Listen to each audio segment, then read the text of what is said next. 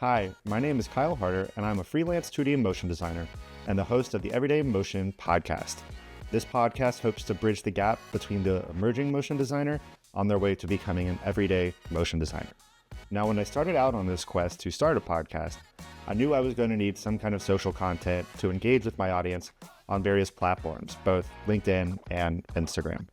So with all that in mind, I wanted to create a toolkit for myself to really set myself up efficiently throughout the season when I have limited bandwidth for other freelance projects and life going on.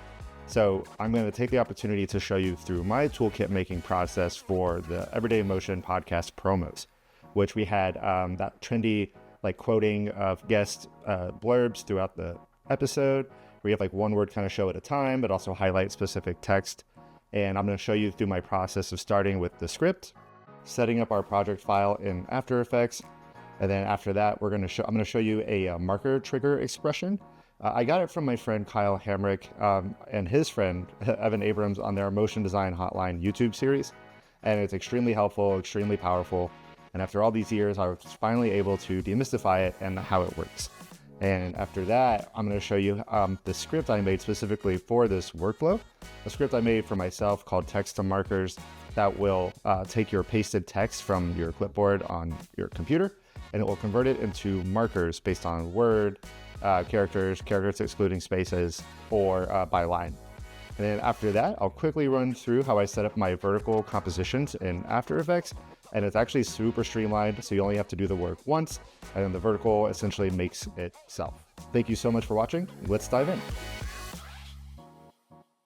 All right, so here we're in Descript. It's a podcasting platform where you can record podcasts, but also use it to edit your podcast as well.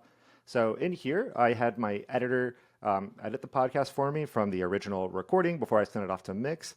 And we had a really good workflow where I had my editor, Maddie Alexander, who's also a motion designer, where she would highlight parts of the script and part of the podcast that we could use for the podcast promos.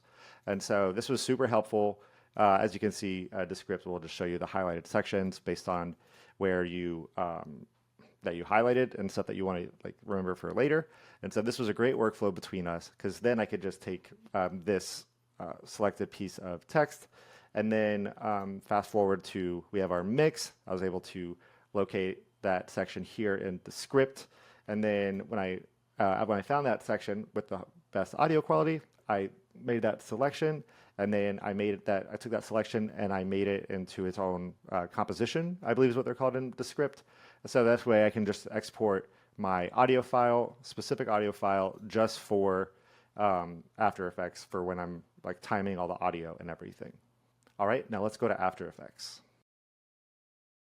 All right, so now we're in After Effects, and I'm going to quickly run through my toolkit for the Everyday Motion podcast promos. So here we are. You can see my toolkit dashboard here, where we have our guest Ilse Meyer, who we were just showing you her her transcript in Descript. So here we have our square composition for LinkedIn, where it has her headshot. And then we have a vertical for Instagram, which has the same height at 1920, but just a width of 1080. Awesome. And then these kind of toolkit dashboards are super helpful, because you can just scrub the timeline and see how everything's lining up. Obviously, you want to make sure everything's timed the same, but this is really helpful to get a bird's eye view of just what is happening in your composition and maybe how it might look on a phone or on a browser. Cool. So let's dive in. So what I really first want to show you throughout this is some specific things I linked. So with my episode title and guest name, I didn't want to have to rewrite those every single time and go in and try and format my text. So I linked up some nifty little expressions to link my source text to my composition name, as well as my episode title. So if I was to go up here in this final folder in my project panel, and I was to go and change my episode title to, say, starting out as a motion designer, and then I can just copy that text real quick. And as you can see, starting out as a motion designer updates right here. And then in this vertical one as well. Cool. So we can't see it right now, but if I go to my toolkit dashboard, you'll see starting out as a motion designer in both of these. And awesome. This really helped a lot because I had 9 guests, so I'm going to need to have a system so I can easily update these without, just running out of bandwidth and time. So from here, after I had that kind of set up, and I have this audio spectrum that effect on the bottom that is following my audio. So I have my audio in here as well. So after I set all of that up in After Effects with like the rigged text layers to my composition names, I had to figure out how I was going to do this whole bit with following the text and without having to do it painstakingly with text animators. So I came across this nifty solution from Kyle Hamrick and Evan Abrams on their YouTube series called Motion Design Hotline, where they kind of demystify different topics every week. That was a super helpful resource because I found out about this marker trigger expression and I realized, oh, I can use that to do this kind of effect with podcast promos.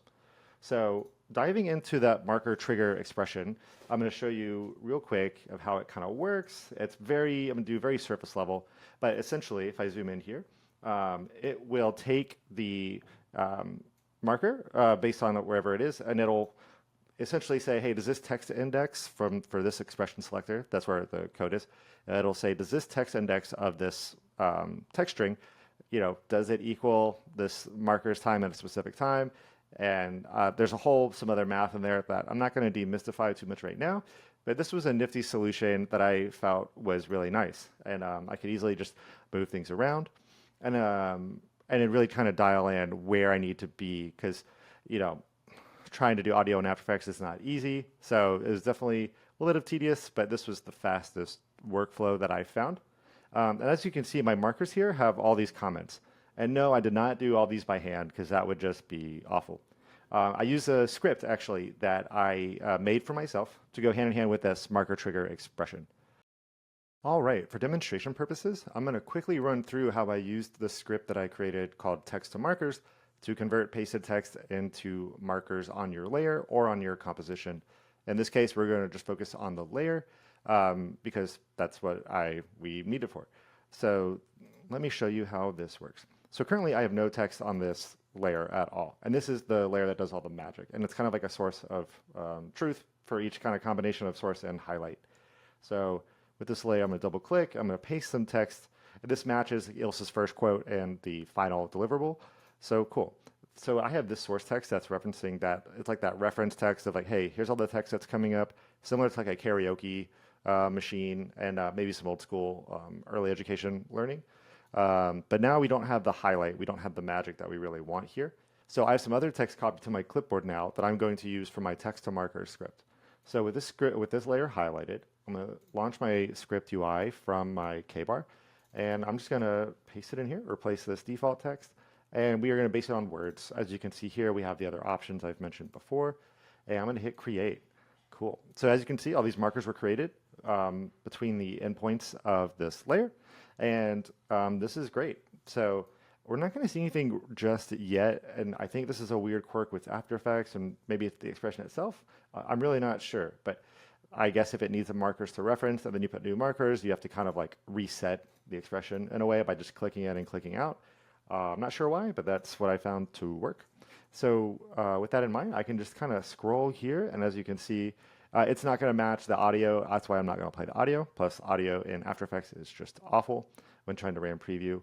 So as you can see, as I'm scrolling, if I zoom into my text here, we have, as you can see, if I go over where, we have where that's being highlighted. We have animated, 1 second. So obviously I have to go in here and do this manually, kind of like tediously, like line it up. But there was a really helpful script from a friend of mine, Rob Barrett, very talented script developer and motion designer in his own right. But what the script does and really helpful with is moving batches of markers, whether it's on a layer or a composition, really quickly and with ease. So with this really easy UI, I'm setting my work area because that's kind of what it's based on. But I have this layer selected, and if I start moving or clicking the left or right arrow on this script, it's called Marker Mover, it'll move everything. So this was really nice when I'm trying to kind of tidy some stuff up in the beginning, and then I need to kind of move everything from the end, all the markers from the end of the layer towards the beginning, or just to where my playhead is, because that was really annoying to kind of like painstakingly try to dial in each one. But this script bum rub is very much worth the price tag on it. It's really affordable, but really helpful. So now that I showed you that script, I'm going to show you this last phase of the video where I show you how I updated my vertical video. And as you can see here, there's no markers on this vertical or on these layers in this vertical composition. Yet it's following the same time as the composition here in the square composition. So it's the same timing, that is. So how did I do this? It's actually kind of straightforward. I just knew what I needed to do, and I just had to manipulate strings, which are text essentially in JavaScript. So as you can see here with the code and these expression selector amounts, I referred to the composition name, I split it up, and then I had to remove a specific word, which is vertical, and I referred to that specific composition just so I can reference a specific layer. And I have the markers, but I'm referring to the markers in the other, I have the marker expression here, but I'm referring to the markers in the other composition. So this really just streamlines things so much, because once I did all the bulk of the work in here in the square composition and I sequenced it out, then I could just easily go in here, duplicate my layers, and go up. I can just drag these down a little bit, and then let's see, this is my source, right? So duplicate these over here, and cool. So as you can see, they're numerating up 1 to 2, which is perfect because that's what we want. That's how I have it like referencing the other layers and the other, or how I have these layers referencing the other layers on the comp. So it's going to do this thing again. I'm really not sure. I really wish I knew what was how to avoid that annoying thing. But as you can see here, while I was looking for a job, we're at 530 frames. And if I just go to quickly 530, yep, we're at the same time in each comp, and we have the same letters. So this really sped up my workflow. I only had to do it once, duplicate layers, and then just slide them down. Really easy, and that was like super helpful. It really streamlined my workflow. And that about wraps up our whole project here for creating this toolkit. And we're back here at our dashboard. Nice, pretty way to look at the information, make sure everything's lining up correctly when I export both of them out at the same time. Thank you so much for going on this journey with me as I showed you my toolkitting process for the Everyday Motion podcast social content promos. I learned a lot through this process. I really enjoyed challenging myself and making both a new tool and building a system for myself that was efficient and repeatable, as this is the kind of work that fulfills me, and I'm looking forward to doing a lot more of it. So thank you so much for your time, and I hope maybe you learned something from it. And if you have any questions, feel free to reach out and ask. Thank you so much.